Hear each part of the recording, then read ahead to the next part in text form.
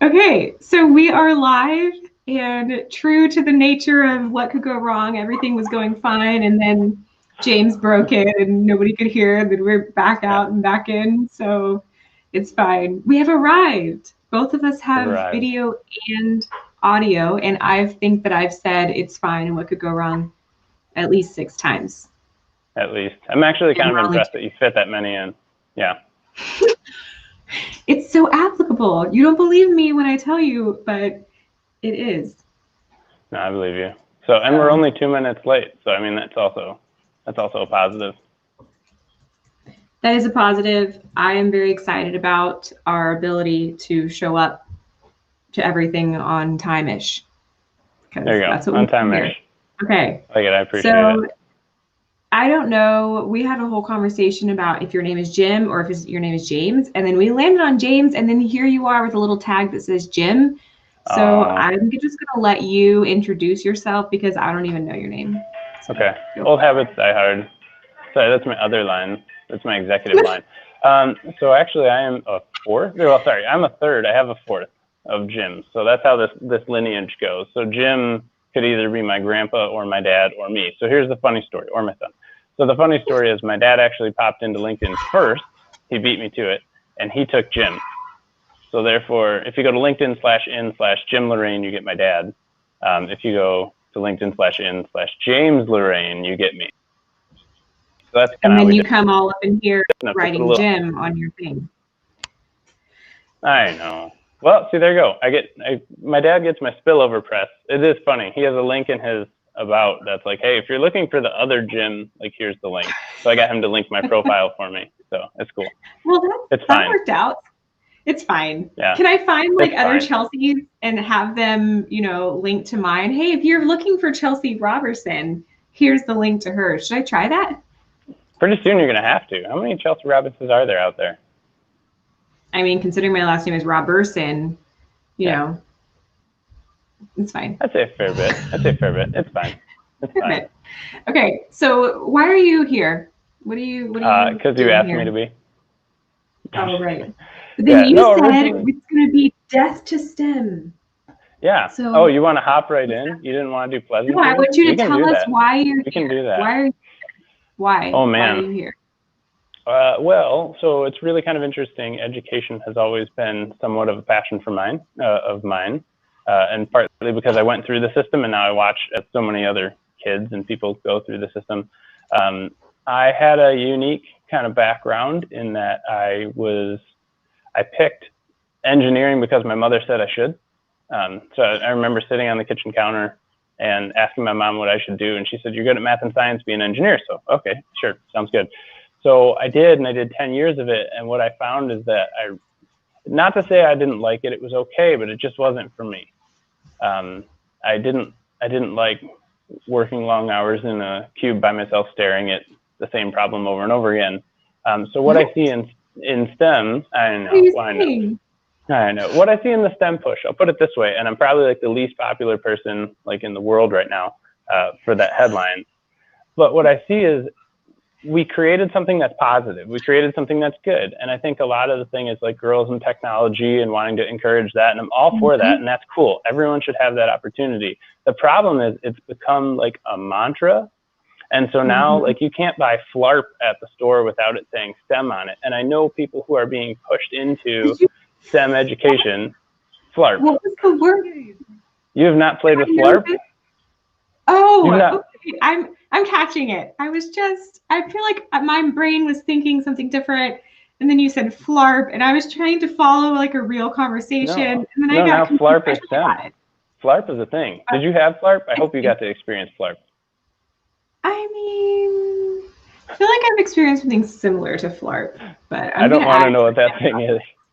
I don't know what that thing is. Well, but my point is you can't go buy any toy. It's kind of like when people put gluten-free on the bacon wrapper. You're like, it's not, like it is, but like. I love when I buy orange juice that says gluten-free. Like, I'm so thankful that this orange juice is gluten-free because not like those other guys' orange juice. Yeah. Yeah, you got to watch for those glutinous oranges.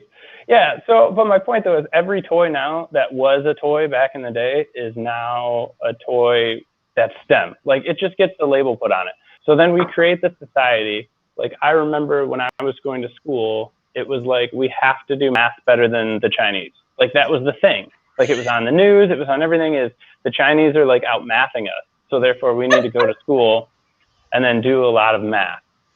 And then we kind of hit this point where we're like, you know, like calculators do math better than the average person. So maybe we don't have to math as hard and we can just use calculators. So I feel like it's that kind of thing, though. Yeah, maybe we need to, I wrote about that a while ago. I think there's a case for that.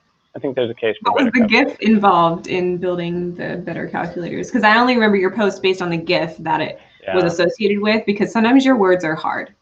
My words are... that one was just a straight up picture of the calculator that I found. That was from my college. That's not even interesting. That's why I don't remember it. All right, I'll have to redo it. My apologies. So can you see these comments that are popping up? I'm trying to put them on the screen. Sometimes they're talking about you. Oh, they're really tiny, so I have to squint. I didn't think about that ahead of time. If anybody says anything that I'm supposed to be offended about, let me know. Oh yeah, okay, definitely. And Rich says the STEM program wasn't all that good. Some parts of it were, but I guess how it was delivered to the kids. And Rachel said, I'm so curious about how James experienced, about James. I can read. Hang on, I got it. I'm so curious about James' experience because I was in a program middle school that was a STEM program. I was not a fan. Really expensive calculators. See, and I like gluten-free orange juice. Yeah, I will. If anyone would like glutinous orange juice, I will give you some heavy pulp. No, but this is what I'm saying though. So people took a good thing. This happens so much. We take a good thing, which is the opportunity of STEM for people who want it. So I went to Kettering, which was an all boys school when it was GMI, and then it was open to like male, female. So that's cool, right? I'm all for that. The problem is then we take it to be like STEM is the only way. So if you want to do anything other than STEM, like you should feel bad about yourself. Well, yeah. That's kind of my vibe. It's been elevated to this mantra that if you can call it STEM, like you're okay, and if it's not STEM, then it's not okay.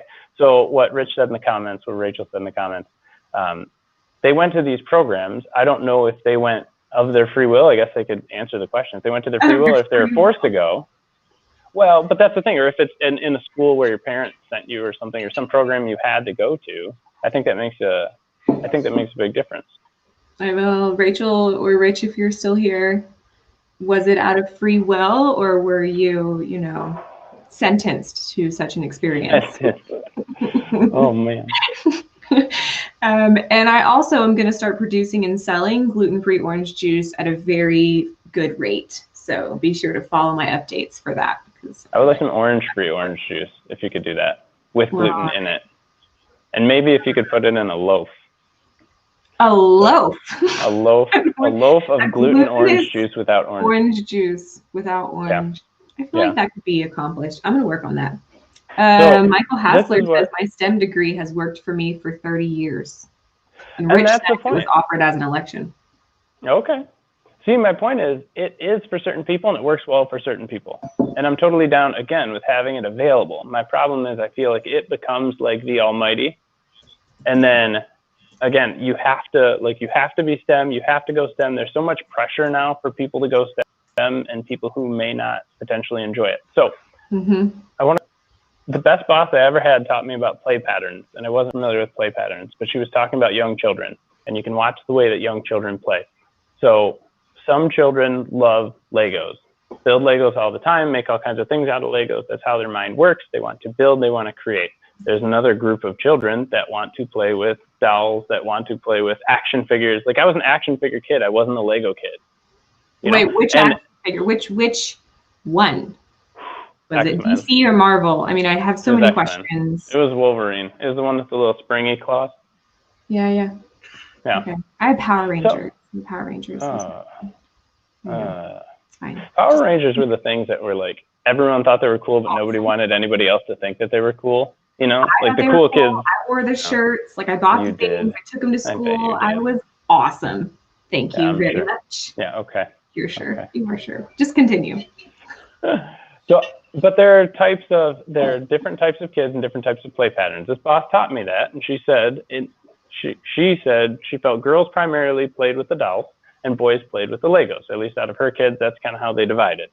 And she said that the kids who played with the Legos like gravitated more towards the STEM stuff, and the people who played with dolls gravitated more towards, I mean, even some engineering, but process engineering and things like that. Because with dolls, it's a continuum of play. I don't assemble a thing, I'm building a narrative. So there's like your marketing side, copywriting, you know, storytelling. And then you see a lot of people who get like psychology degrees and rise up to the CEO level.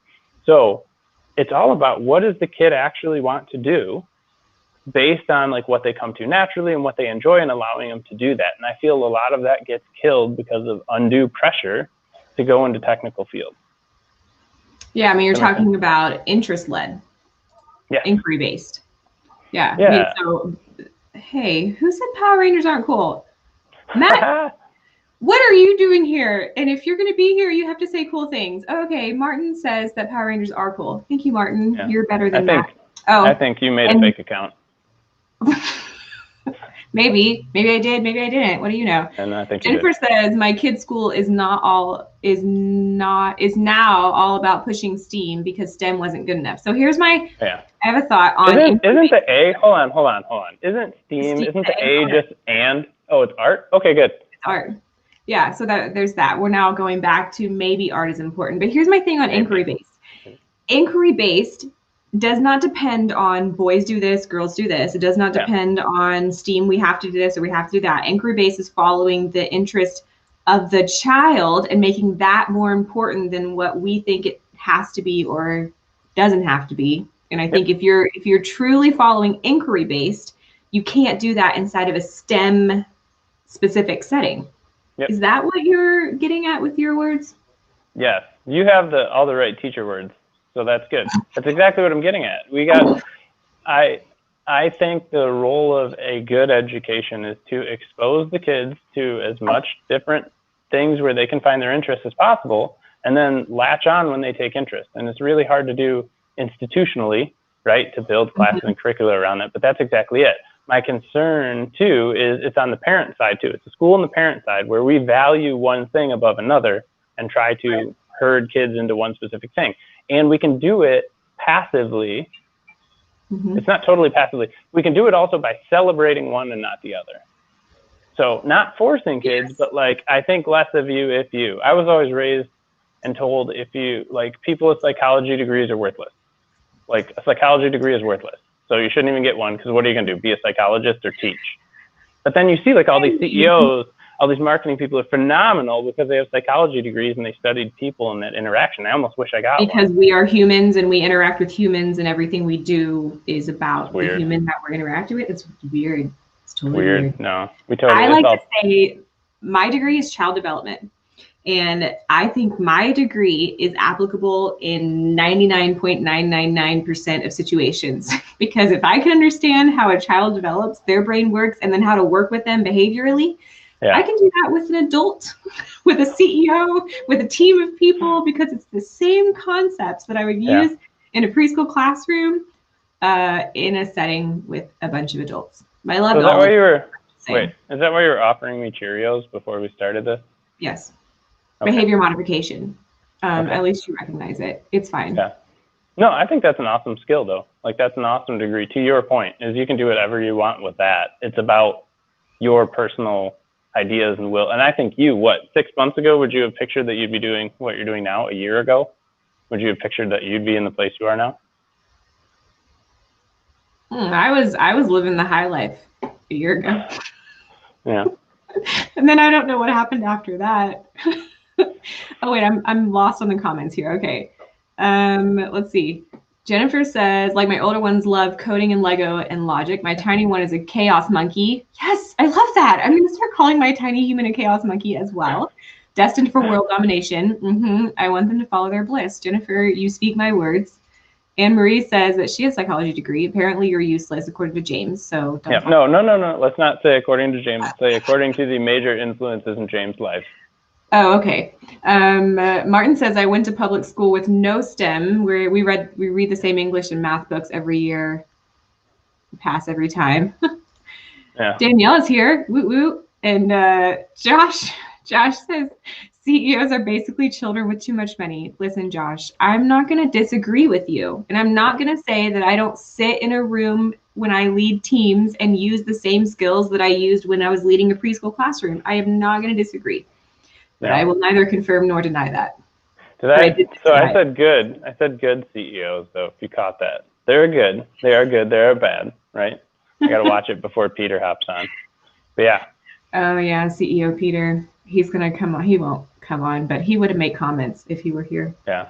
Yeah, he would. But I don't know. I'm not going to quantify him as either side either, honestly. No. You also probably couldn't read his comments live because we wouldn't want that getting out. That's probably true. No, that's interesting. But to the folks who didn't have STEM type subjects available, well, that's obviously not ideal either. And the point is availability. So I worked with a FIRST robotics group for a little bit. I was able to sponsor one, which was so cool, and see what they're doing with the kids, and they're building robots, and the robots are doing competitions, and seeing like how happy the kids are, and actually had family involved in that too. And they're so proud, and you built something with your hands. I have absolutely nothing against it.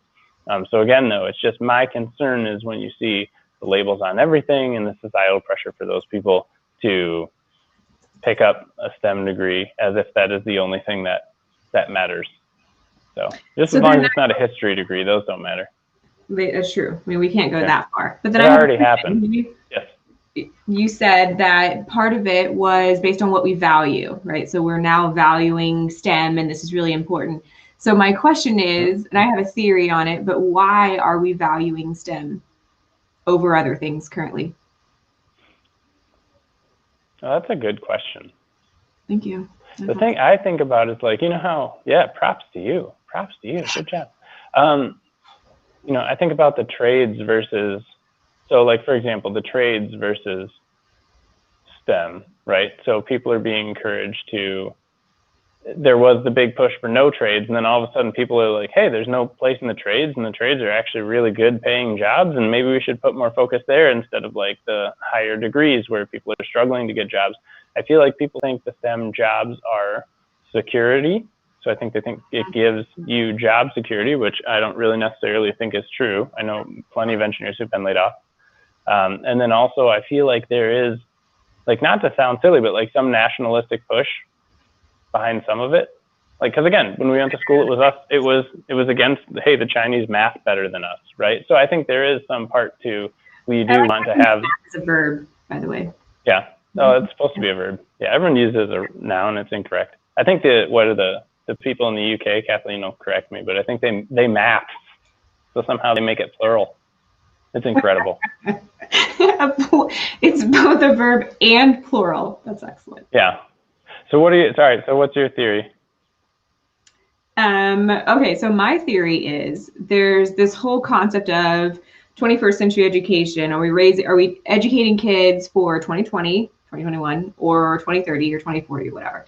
And I think when people look out to 2030, 2040, all they see is STEM, right? So they see this, everything else is degraded, nothing else carries as much weight. So if we want our kids to be successful in these other time periods of the future, these mystical Twilight Zone eras, that they have to be STEM. Because if they're art or psychology or what did somebody said, criminology or any of those other ones, they won't have any relevancy because everything's going to be replaced by computers and everybody has to be STEM or they will fail. This is my theory. What do you think? Yeah, that's interesting. I think it's funny. So I've heard like, hey, the robots are going to do everything, so build the robots. Like, be the one that builds the robots. But I have a lot of trouble thinking that the softer fields will be replaced. I think some things, like we were talking about truck drivers, and I work with people who are doing autonomous vehicles, right? So like truck driving is one that a lot of people talk about as something that could potentially go away. I know people who work in logistics, like with trucks, whose job it is to call trucks and figure out where they are. Well, if your truck is tracked, then I don't need you to call. I can just look it up on an online portal. But I think, we've seen AI do copywriting and screenplays and all this stuff, but the groundbreaking stuff that makes the biggest difference is people who are writing that. So I don't know. I have trouble. I think a lot of the you used to have draftspeople who would like draw out drawings like on boards, and it took forever. And now we have drafting software, so that would have been a STEM thing that went away. I think STEM stuff gets replaced quite a bit. The goal is being incredibly unique and skilled in what you do and making yourself irreplaceable, especially by robots, not necessarily being STEM. Robots win, because I've seen that movie and it never ends well. No. But just saying. Nicole says, first enable kids to access more than STEM, like public speaking, business skills, marketing, etc. It's more than robots. I agree with that. I think it's about having not having STEM, but having a wide variety of access, back to that inquiry based. Yep. Josh says the result of STEM is WALL-E. No, that's the opposite. Because then nobody was STEM, right? Everyone was just a blob. I mean, that's true. I don't know. I mean, it's fine. Let's see. Jennifer says, we talk way too much about the jobs that will disappear with automation and AI. We don't talk at all about the fact that we can't even conceptualize the jobs that will exist because of those advancements. So that's another piece, right? Absolutely true. We don't even know. So part of my whole soapbox is this co-constructivist theory of education. We're partnering with the child and going for their interests, their inquiries, because we don't know what 2030, 2040 is going to look like. We can't educate the child solely based on what we know and understand, because we are not there. But they will be. We're trying to guide them to the unknown. So that means coming alongside them. And that means putting aside the ego of the educator to say, we don't actually know what you might be or might do, because there's new jobs coming up every day. YouTubers make way more than some doctors, right? Who would have called that? So we're not just raising doctors, lawyers, and engineers. We're raising kids that are going to be involved in jobs that we don't even know exist. So that's a whole nother piece of why, if we hone in too much on this is what's important, then how many opportunities are we pushing out of the way that the kids can't experience because we just assumed they wouldn't exist? So here's my question. How do you scale that?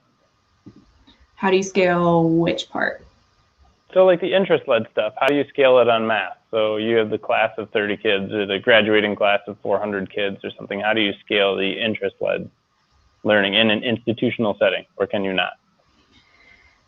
And that one's really hard. I've had that conversation, and so much of it comes back to the mindset of the educator and the ego of the educator, and then how the educators are being trained and brought into the setting. And institutionalizing it in our brain looks like the traditional education model, which exists now, which is you have to assess it and then you fund it. And if you can't assess it, then you can't fund it, which breaks everything interest-led, because you can only assess by these things. So as long as funding depends solely on what we can assess or prove or the data we can track, then that kills so much of the option for this interest-led concept. Because then you're talking about these soft skills, these other pieces that I think it goes back to, you're asking us to know exactly what we want our kids to do in 2030, and we can't assess that because it doesn't exist. And if we're assessing it, then we're saying we want you to do these specific things. So long story short, I just don't feel like you can do that under the current, it has to be assessed to be funded model. But I am seeing it happen in smaller pieces. And of course, it's mostly private.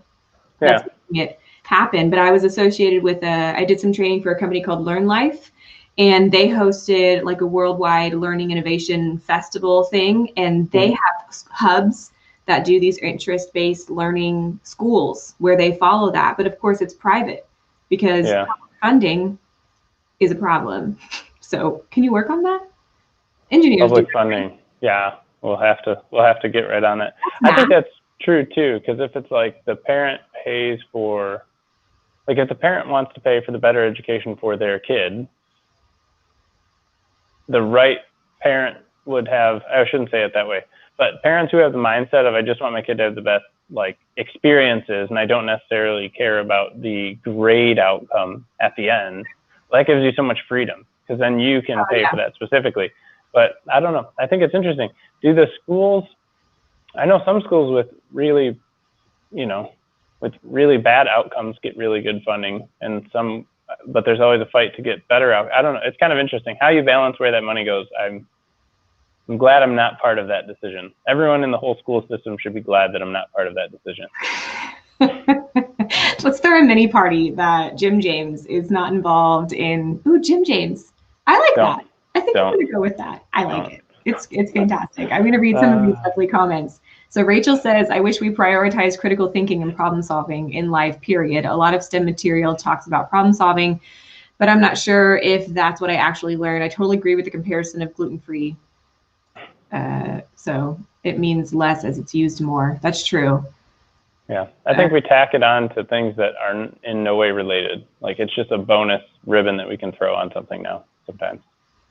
Yeah, I mean, like, boom, this is STEM. This is why it's important, and everybody should do that. What else? Like gluten-free. What was? I feel like there was another big push in education recently that everybody was like, "This is really important. It has to be. Put it on everything, and everybody will buy it." I don't remember. Anna Marie says, "How do we define the best?" Ooh, I have all the soapboxes on that question. Oh my gosh, I want to hear yours. I know what mine is. I want to hear yours. I know, you go first. You're the guest, please. Oh, please share with us mine. your boxes. Mine is the best. So maybe this is crazy. I feel like parents know their kids, and I have a good grip on the potential of my kids. I know when they're doing their best, and I know when they're not doing their best.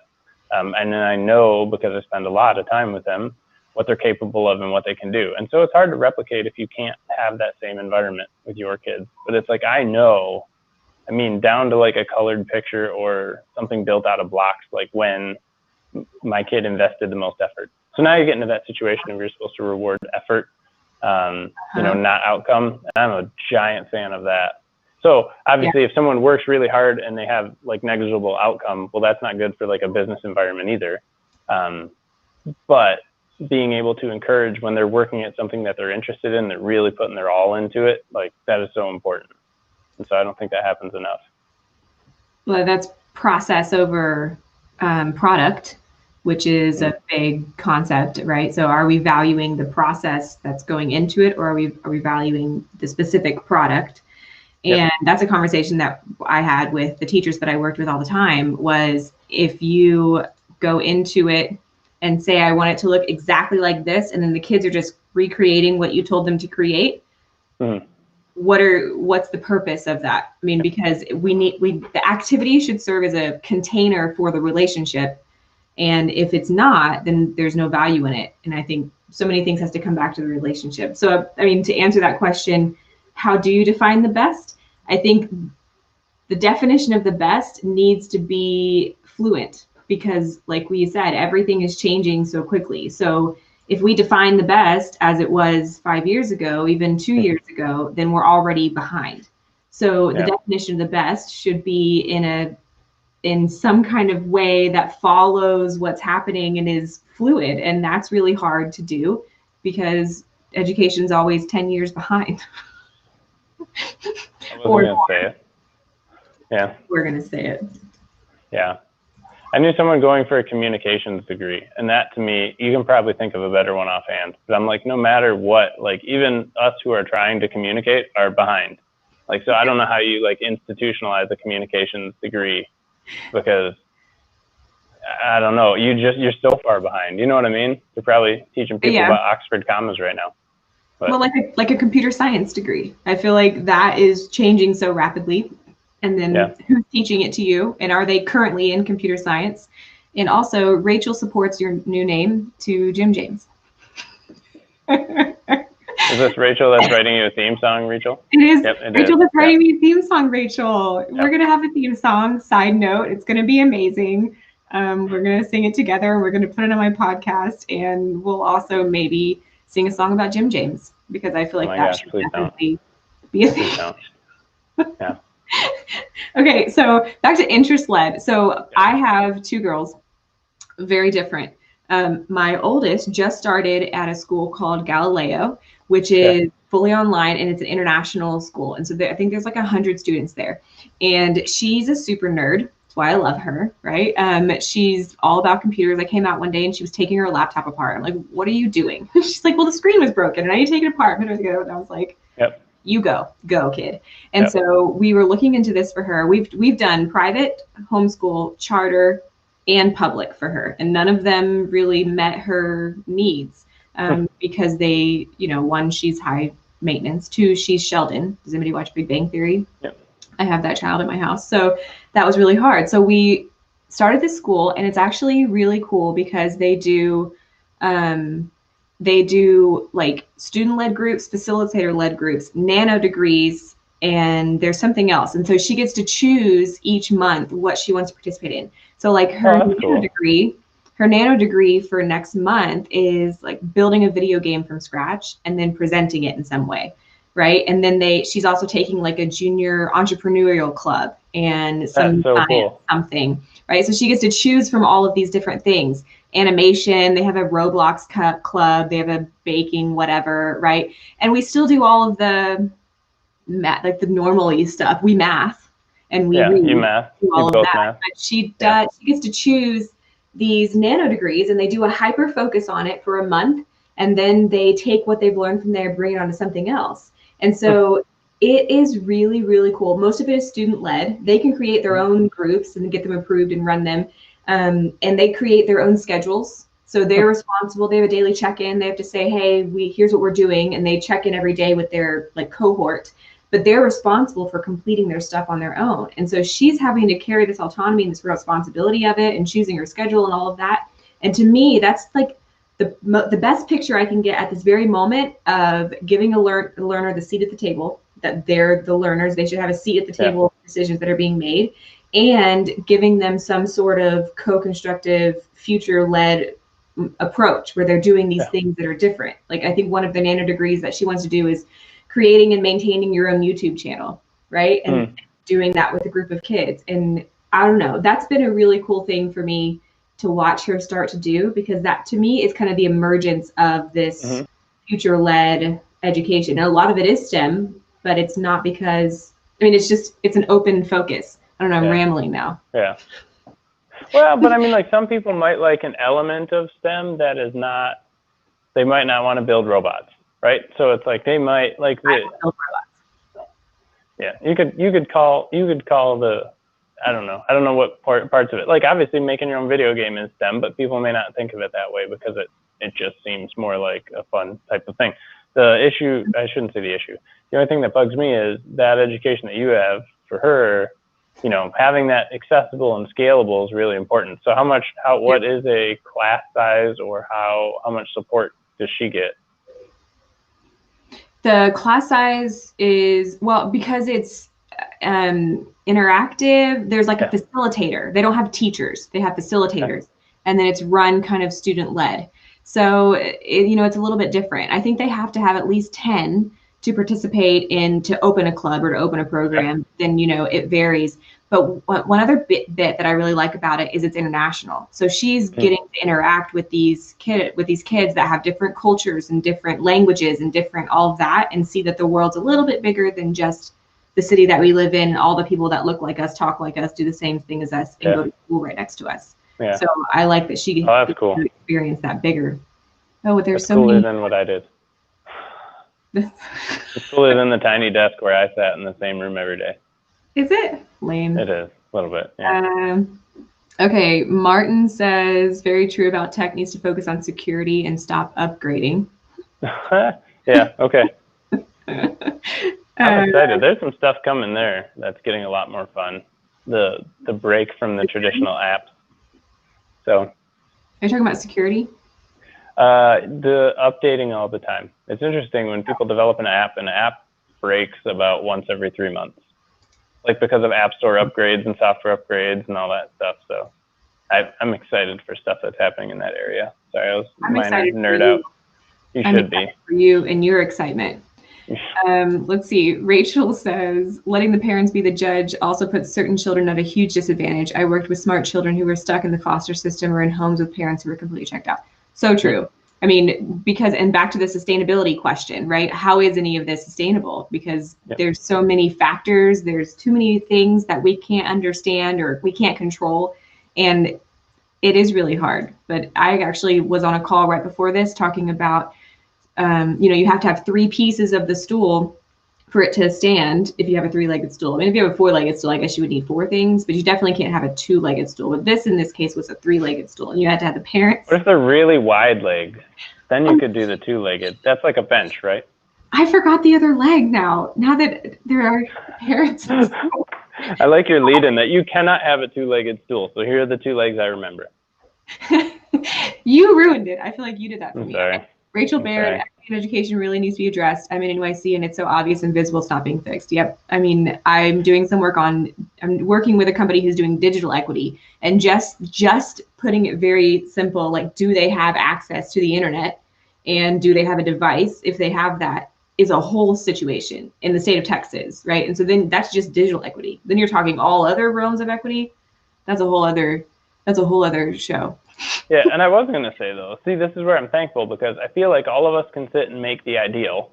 We can say what's ideal, but to implement it, like, I didn't understand, like you mentioned, funding has to be tied to something measurable. Like, I just didn't understand that, because I don't come across that as a student. I never knew that. You know, you'd hear inklings of it every once in a while. Your test scores have to be better, so therefore we have to study for the test, and enough people think that's dumb.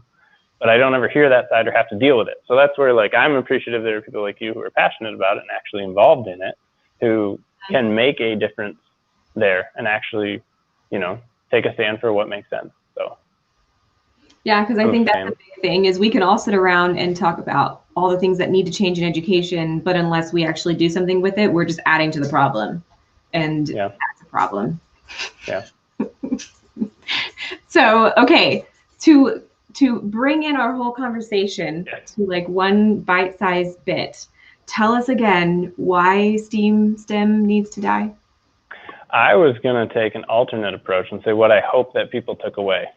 So why STEM needs to die, in my opinion, is because it is overemphasized, and I am concerned that some people who do not want to be in STEM positions, coming from somebody who was put in a STEM position, who, again, it served me well, but it took me 10 years to figure out why I'm miserable. I feel like we need to be careful what we emphasize and what we celebrate, so that we're not forcing people into something that they don't want to do. And I feel like society is pushing STEM so hard. It's on every commercial, on every kid's cartoon, STEM, STEM, STEM, that we're pushing people out potentially and making them feel inferior for taking things that are not STEM, or for choosing a role that is not STEM. My takeaway that I would like is for parents of kids or other people to invest in your kids and pay attention to what they actually like and not what you feel like they're pressured to do. Because sometimes, you know, everyone cares about their kids. I shouldn't say that. Some people don't, which is terrible. But if you let the system, like, you know, it's one of the things about being involved. It's the biggest complaint I hear from teachers when I talk to teachers is there are some parents who just aren't involved, and there are some that are really overbearing, and there's kind of a fine line. So what we're saying with interest-led, you can control that if it's your house. Let it be interest-led. See what your kids are into. Don't push them into things that they don't want to do. Just because society or FLARP or whatever toy on the toy shelf says that it's STEM, it doesn't matter as much as your kid going for the thing that they are interested in and the thing they do well, and helping to point them in that direction to something that they do well that's also useful. Yeah, I mean, I think there's so many different facets of our conversation, right? I mean, interest-led is the biggest one, and then you know, just following a label on something. If it says STEM or if it doesn't say STEM, it has the same impact on that child. It's the child's perception and the process of them playing with it or experiencing in some way that carries more weight than anything that it says on there. Like, do you remember, I don't know if it still exists, but Baby Einstein, there were like these DVDs and these videos, and they were Baby Einstein, and they were going to teach your child to be smarter and whatever. Like, why do you think they called it Baby Einstein? I think the STEM thing is the same thing. Like, hey, we're going to make your kid smart. It's the same toy, but we wrote STEM on it. You're welcome. Yeah. Oh, those things were too, they were like maddening. Like, if you've read the psychology of, so I really like the psychology of Sesame Street. They talked about how puppets, like, originally they thought puppets should be a separate feature and then people should be a separate feature, and it would confuse the kids if they had puppets and people in the same feature. And then when they ran experiments, because they ran so many with Sesame Street, they found out that the kids reacted better when the Muppets are with the people. I shouldn't say Muppets because they're not Muppets. When the puppets are with the people, it gets the best. I know. It gets, and I'm probably like stepping on copyrights left and right. But it gets a different reaction from the kids. They react so much better when it's like mixed, when you put the puppets with the people. And then I remember hearing about Blue's Clues. They would run multiple consecutive episodes that are the same episodes. So they would run the same episode for like 3 days because kids like it because they understand what comes next and it's predictable and it's security. So there's so much psychology put into it that I don't even understand. But when I see Baby Einstein, it makes my brain want to pour out my ears. All that to say. Like flarp. Like flarp. Makes sounds on the way out. Is that really all we got out of this conversation? I feel like yes. We had all of the pieces and now we are back to flarp, and I feel like I need to go to the store and purchase some because that's what I'm going to do with my Friday night. Yeah, it's good. You should buy a few though because your daughters will take them. Well, that's accurate. Yeah, that's true. Or I could just sit in my car and play with it and they'll never find me. Is that weird? You're probably going to make a video of it, and that's even more weird. So it would be a killer gift. Maybe I can bring the word flarp into my theme song that Rachel and I are going to write. That could work. You have to do it in some way that it doesn't stick out so that people are like, did she say flarp? You know what I mean? You got to work that in. Be clever about it. Yeah, it's like when you said it, and I'm like, wait. Yeah. What word? No, you just got to let it roll off. Yeah. It's totally STEM. Totally STEM. It works on your dexterity. What would they put on the box? They'd say it works with your dexterity, hand-eye coordination, fine motor skills, your auditory development. Auditory. Yeah. I can tactile and use an auditory at the same time. Yeah. And yes. And your social awareness. Oh, yes. Probably. Obviously. Flarp does bring your social awareness. I could make an argument for that. Oh, yeah. If you can learn to straight face it through flarp, you'll survive in any business meeting. That's accurate. Yeah. Alfonso says, I love the cross-curricular skills you learn through STEM activities, but ultimately we need to simply prepare students for the career of their choice. And Alfonso is like a STEMmy person. He has a My EdTech Life podcast, and he does all the cool stuff. But, you know, he's cooler than me. It's fine. So our takeaways, were flarp, Friday night flarp. Let's not. Oh man, I'm so excited about the possibilities. Friday night flarp. I forgot all the rest of them. Yeah, well, at least you didn't say Jim James again because we were going to drop that one. That's what I was going for. Friday night flarp. Jim James. Inquiry-based education is important. These are our takeaways. Yes. Yes. Expose your kids to as many awesome educational opportunities as possible, and encourage them to pursue the ones that make the most sense for them, the ones that they enjoy, that that Venn diagram of like also make money, enjoy it, do it well, make money. The money part does come in handy. That's important. Yeah. So all right, well, I'm gonna go buy some flarp and maybe make some gifts and sing a song about Jim James. I have had so many possibilities come from this conversation. I feel like none of them are useful, but that's good for you. I'm happy. I'm happy for you.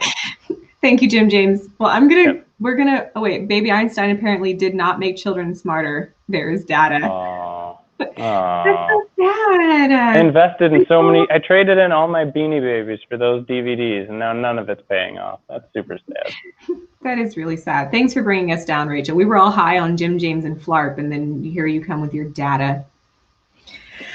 I think it's time for us to complete the conversation. Just let it die here. Quick.